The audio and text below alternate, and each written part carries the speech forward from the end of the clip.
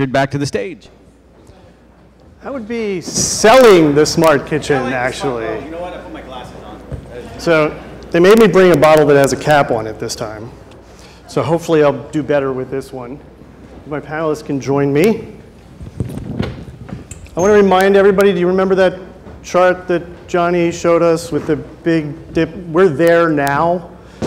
So we're going to do our best to keep everybody interested and entertained this afternoon. We're talking about selling the smart kitchen, and I'm joined today by Matt Furlong, the general manager and category leader for home improvement at Amazon, and by Janet Hayes, the president of Williams-Sonoma.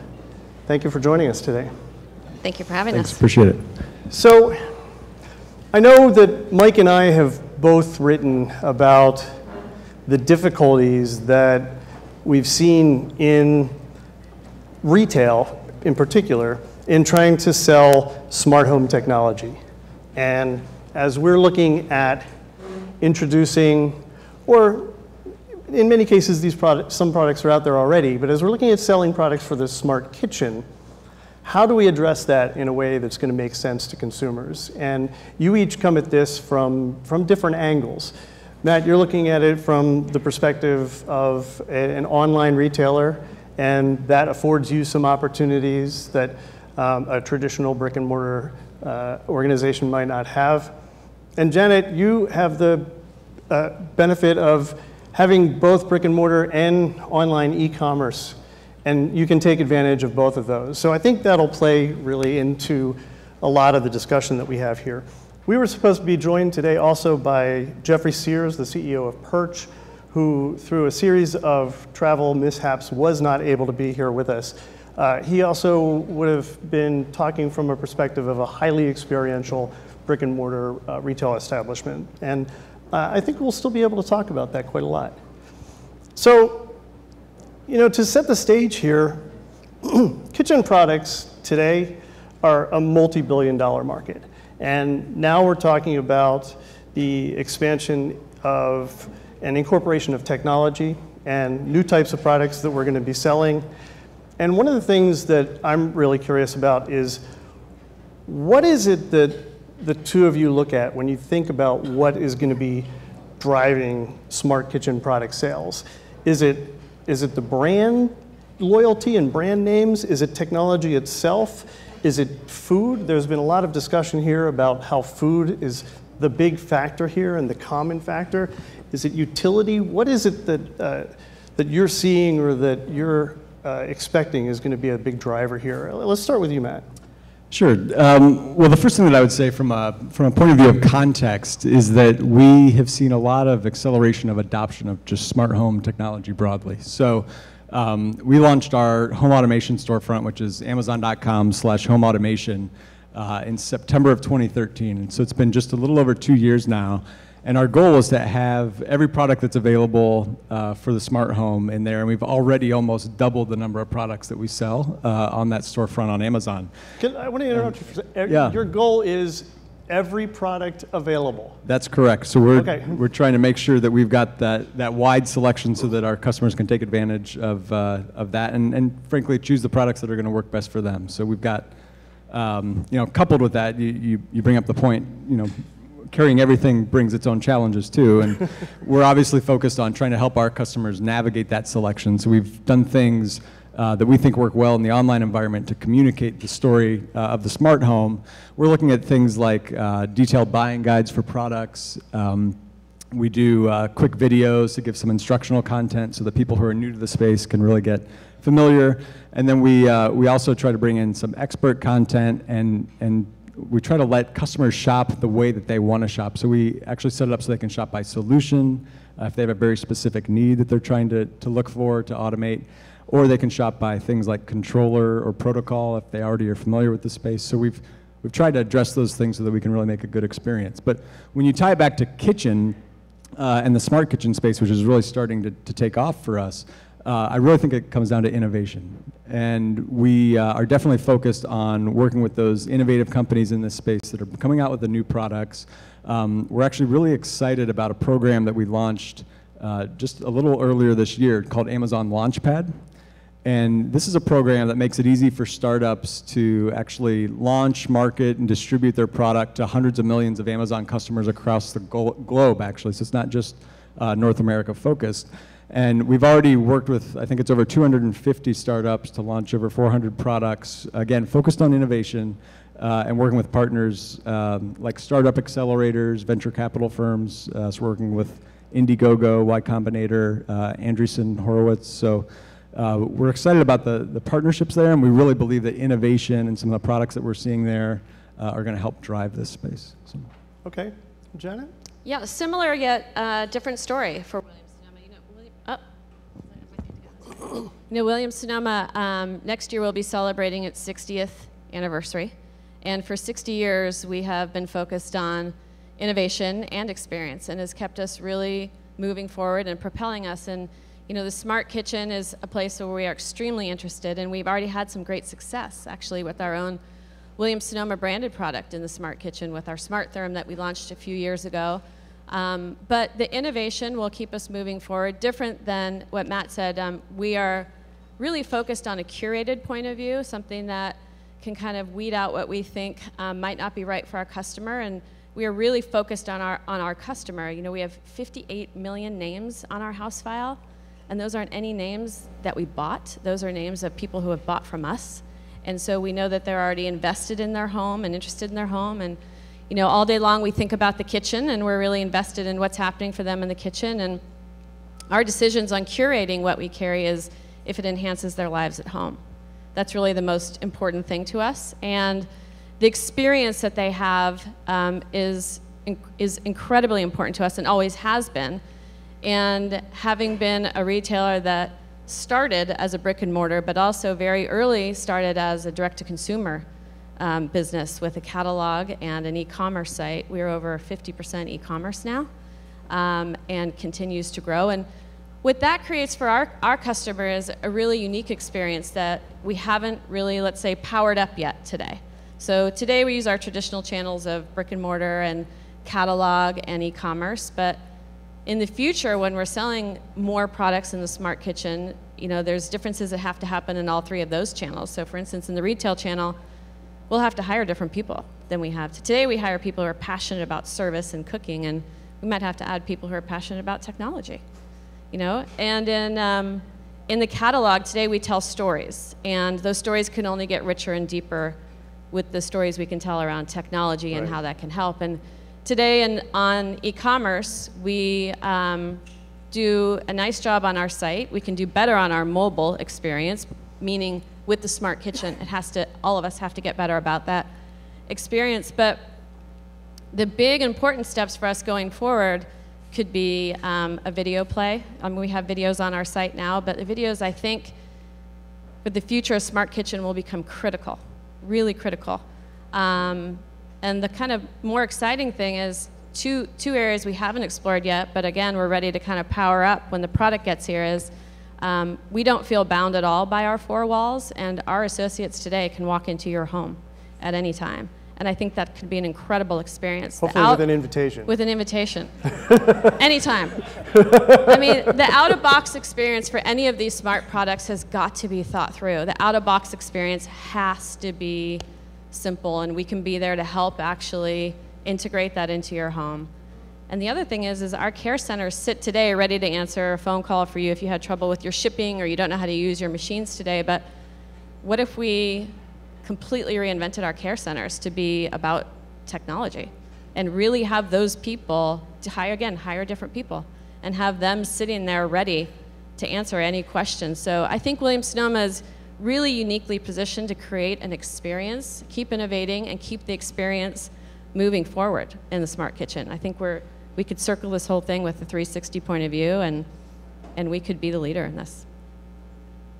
So one of the things that's really frustrated me about smart home technology sales in the retail space is, and I don't know if any of you have walked into a Best Buy or a Home Depot or a Lowe's and tried to find some stuff that'll work together. It's a mess. The space is a mess right now, and I feel like in general, retailers are still struggling trying to figure out how to do this, how to sell this type of merchandise. And I think that you and your companies benefit from some of the lessons that we have coming out of that, right? Companies are trying to figure out, does a lock belong with locks or does it belong with the connected things? And if it's with the connected things, does it have to be with only things that it connects with? And how do you know what it connects with? And how do you tell consumers about that? It's very, very complicated. So one of the things that I'm curious about is how much you've looked at what's happening in the smart products, connected product space today, and some lessons that you might be able to take forward from that. Let's start with you, Janet. Yeah, well, we're constantly looking at what's going on, especially in the kitchen space, but we're also inspired in the greater home space. And every product that we take in, we test and test and test. And we're testing things outside of our space too. I think, it's going to go back again to we've got to really work and concentrate on the experience. And most of the places where we have seen products fail to live up to a customer's expectation has been the experience, whether that's, again, the experience out of the box, the experience in the store that frustrates you so you don't even purchase it because somebody wasn't trained either on how it worked or even where to find it. Right. And then especially when you're cooking and you're in the middle of cooking and something's not working for you, I mean, that experience is terrible. So we will continue to curate and edit the product so that we're only bringing the best product forward. I think someone said it earlier today, the worst situation that could happen is someone gets so frustrated over 1 or 2 or 3 products in a row and they just give up on the smart kitchen, the connected kitchen. So where we see things fail out there, it's the true thinking through the true 360 on the experience. So we always keep that in mind now. Pat? Yeah, from my point of view, I would say that one of the things that we learned actually informed some of what I was telling you about earlier as we think about how customers are shopping the site on Amazon. So I mentioned that we try to set up the ability to shop the way the customer wants to shop. And I think that's going to be critical in the smart kitchen space as well. So we're doing things like creating a solution guide. So you may have some inkling of what you want to do or what you want to automate in your home, or in this case in your kitchen specifically, but you may not know the exact products that you need or which products are going to work effectively together. To Janet's point, we want to make sure that we're offering things in a bundle that are going to actually work cohesively and be a delighting experience for the customer. So we're definitely taking the insights of what we see and how customers shop and using that to present the products on the site in that way. And I think that's going to translate to the kitchen.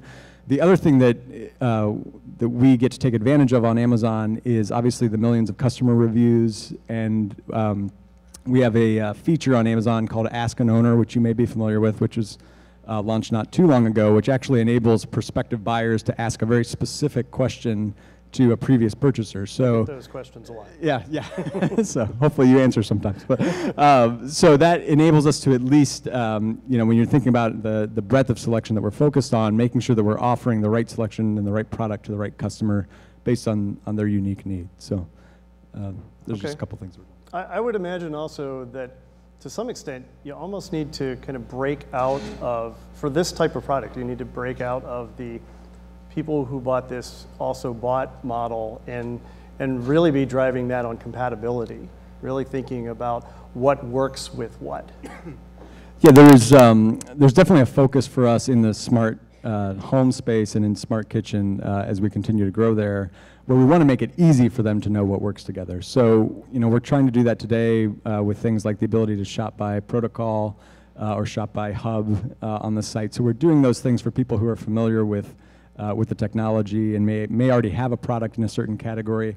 And we're looking at ways that we can make that even more seamless and easier for our customers based on what we know they're looking for in this experience. So. Matt, I want to dive in a little bit to talk about Amazon replenishment services and how that plays into this space. We've talked about appliances that potentially connect to services that know when you need X, coffee, hops, detergent, whatever that may be.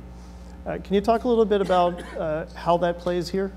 Yeah, we're very excited about Dash replenishment services, which is what you're referencing. So we actually introduced this not too long ago, and it's basically a capability that allows the customer to eliminate that moment that we've all had where you're sitting there, maybe you're about to do a load of laundry, or maybe you need a paper towel and you go to reach for the next roll and it's not there. And then you realize that you need to go take this separate step and place an order, and you missed your opportunity to do that before the product was actually ready to be replenished. And so what this service does, we actually bring a physical one-click button, just like we have on the site, into the home, so you can actually place that physical button wherever you'd like it to be for those specific products. And we have 29 brands that now have that capability from a dash button perspective. And then we're really excited about the partnerships that we're forging with the device manufacturers as well, which I think you're alluding to.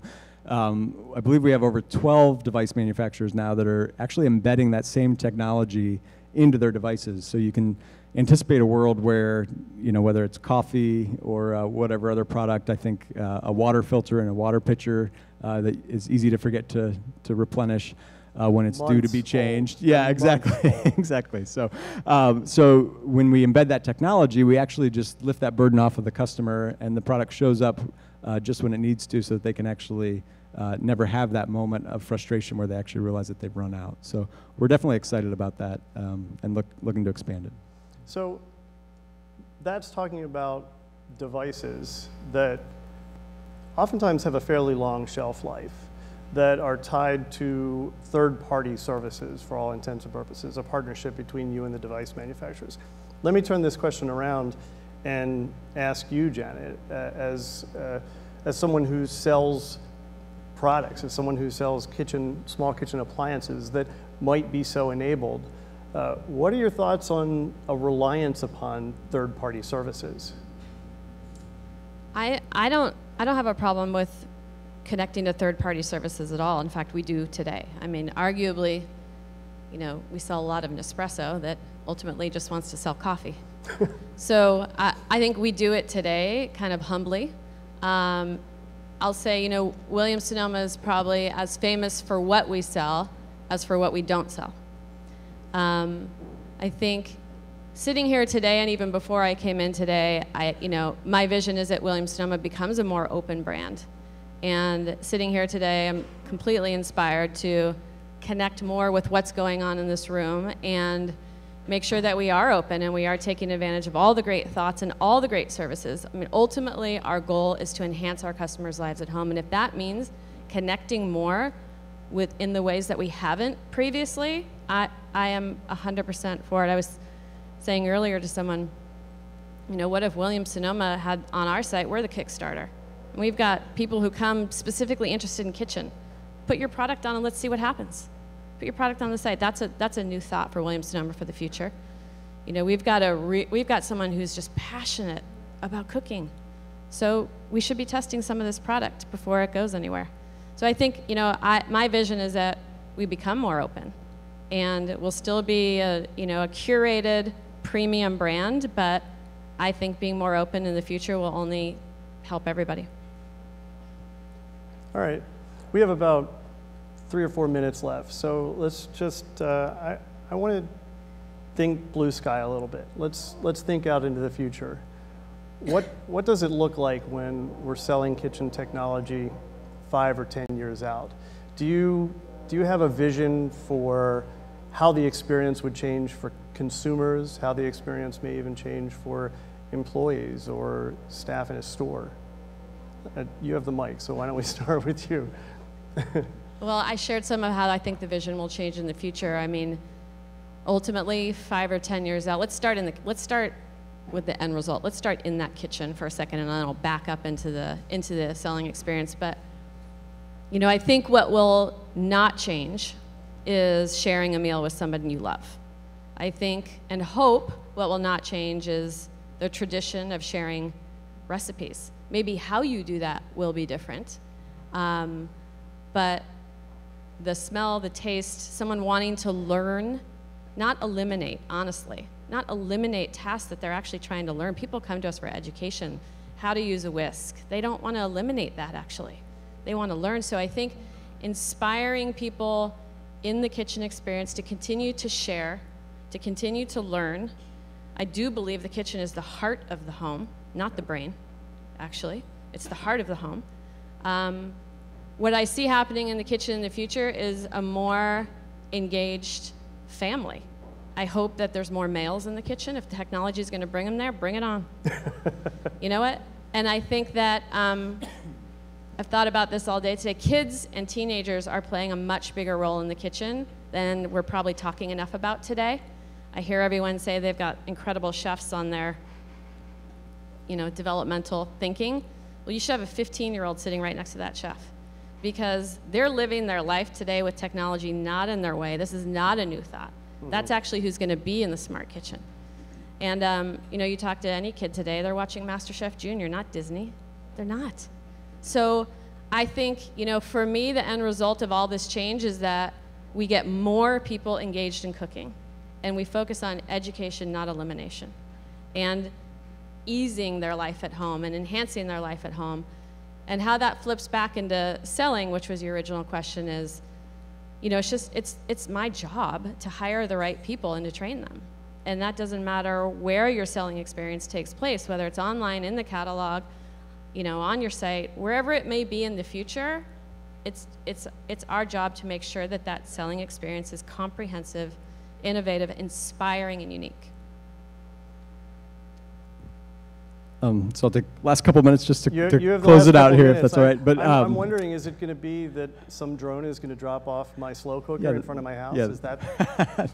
We'll see. What I would mention is, we have a mentality at Amazon that it's always day one, and that we're trying to innovate for that future state constantly. And if you look at some of the products that we've come out with based on that thinking, if you take the Amazon Echo, which I know has been mentioned here a few times, what's exciting about that to us is so many customers have put that in their kitchen, and they're using it as an extension of just the normal activities that are going on there. So you can, stream music, you can get the latest news, the latest weather, all of it hands-free, because it's the first device that enables you to do that and just control it with your voice without needing to prep it or get it ready in any way.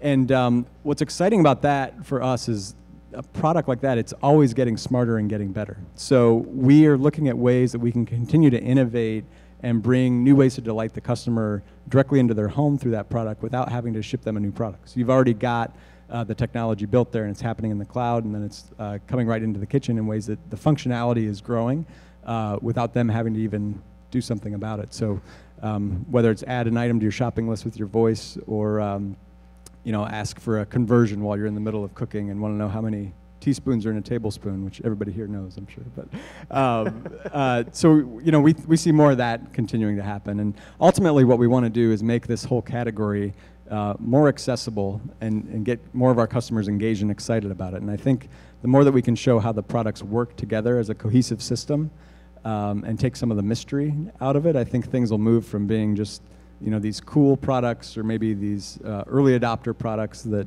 people watch from afar but aren't quite sure they're ready to adopt, to becoming more mainstream and actually things that customers feel they can't live without at the end. Okay, well, from talking to you two, I'm much more optimistic than when I started the conversation.